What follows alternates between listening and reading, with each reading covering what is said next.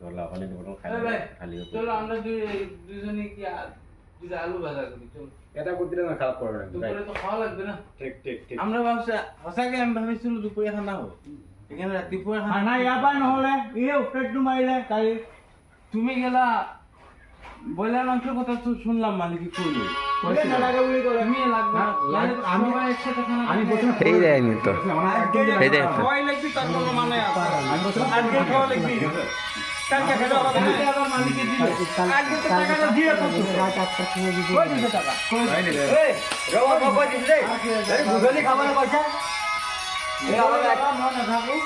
এতিয়া বনাব কৈছে এই পূজাটো শেষ হ'লে বনাব কৈছে চবকে তাৰপিছত মানে খাই গৈ আৰু চব যে আজৰি হ'বগৈ এতিয়া আপুনি আনি দিলে ইয়াতে এতিয়া খানা হৈ গ'ল